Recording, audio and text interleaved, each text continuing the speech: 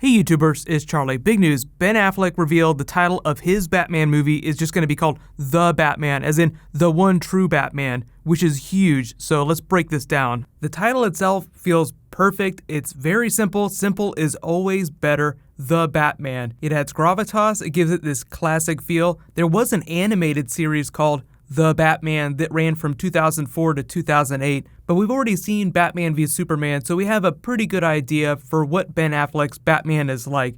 Although they have talked a lot about how his arc works in Justice League. He doesn't kill people anymore. He's becoming more like the Batman that you're used to reading about in the comics, as if this whole experience that he's had up to this point in like the new DC cinematic universe has caused him to question and re-examine his values. So I think this is probably going to be one of the best Batman movies of all time, just based on the pitch.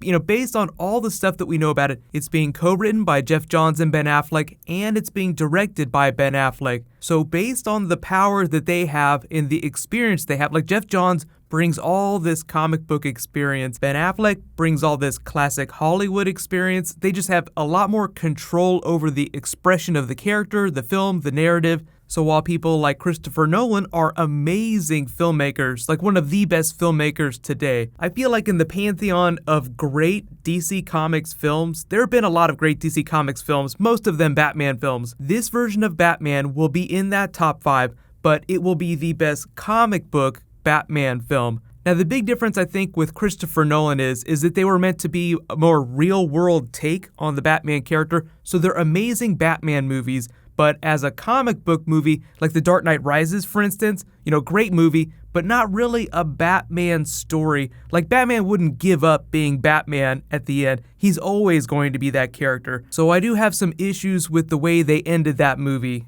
Like, he definitely goes out in a blaze of glory, but you always want the end of the Batman movie to feel like he's charging forward into his next adventure. Even though at the end of Dark Knight, even if you didn't like that ending, you're like, well, yeah, of course something is going to bring Batman back. Even if that version of Robin became Batman, which was kind of what Christopher Nolan was teasing, like he was going to pick up the mantle of the Bat, Bruce Wayne would eventually have to come back. They've done that a couple times in the comics after like their big crisis events. It's been a little while, but there've been at least 2 or 3 times when Batman has just either died outright or people thought that he was dead, so they had Battle for the Cowl, so like all the Robins and other people vie for the mantle of the Bat until Bruce Wayne comes back.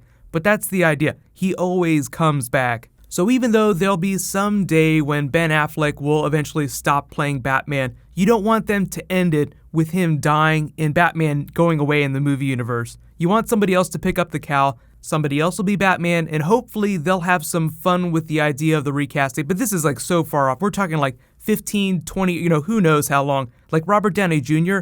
is going to be Iron Man for a long time. He'll just age into the role of old Tony Stark. The funny thing about the title, and it's an awesome title, is you wonder, what's the next movie gonna be called? Will it be The Batman and ... or The Batman versus ...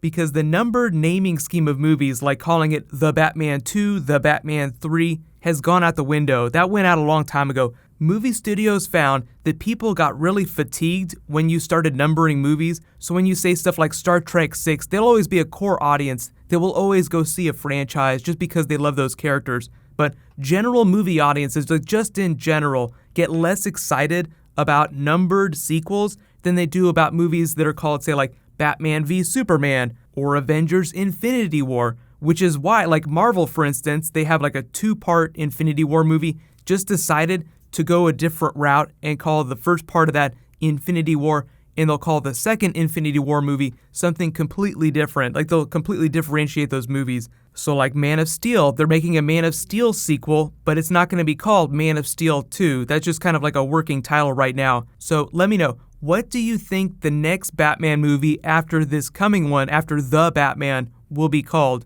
Will they continue with the title? I think they'll probably try to stick with that, and they won't do The Dark Knight again just because that's a Christopher Nolan thing. Like, they always try to do something a little bit different. They've never done The Batman before, so it's an awesome name, and it sounds kind of new and familiar at the same time, which is like the sweet spot that movie studios try to hit. They want it to feel familiar, but not the exact same thing that you heard a couple years ago with Christopher Nolan. But the really smart change they made behind the scenes is that they decided they're just not going to rush these films anymore. So if it takes a little bit longer to make, a little bit longer to figure the script out, to get things in order before they make big announcements, they'll just take that time, which I think is a smart move. Like there was a quote from James Gunn a while ago where he said he felt like the reason why there were a lot of bad, big blockbuster movies being released is because studios were making them based on a specific release schedule before they actually had those movies in hand. So like you say, okay, we're going to release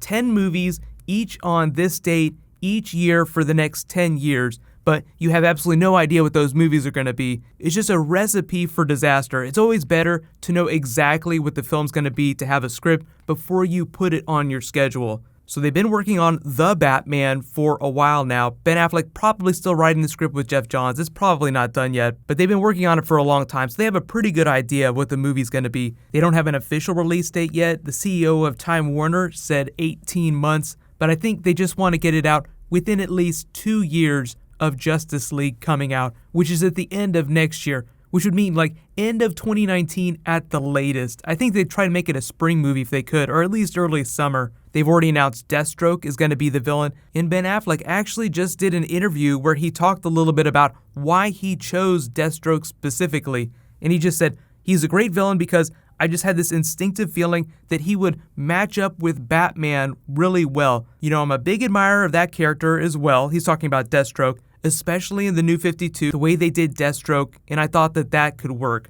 So really, like, the only thing that stood out for me, like, I totally agree with what he said. Deathstroke is a great character. He'd be a great villain for pretty much any DC character. But the only double take I had was when he said New 52, just because, you know, most comic book people, I feel like people that don't read comics don't really care. They're like, okay, well, you know, whatever. It just came from a certain era in the comics. But if you're a big comic book reader, you're like, hey, wait a minute. Didn't they just throw the New 52 in the garbage? Well, all I'll say to that is that, like, there were things in the New 52 that weren't so terrible. The New 52 as a concept wasn't so great, and some of the things, the directions they took some of the heroes wasn't so great, but I feel like the villains didn't suffer quite so much. It was really the heroes that suffered during the New 52, in terms of character development. But let me know in the comments, what other villains do you feel like would be great matches for Batman that they have not done in movies before? Like, they haven't done Clayface, they have Killer Croc now, they haven't done a Batman versus Killer Croc movie yet. So I feel like there are a lot of Batman rogues that they haven't done, like they haven't done Hush,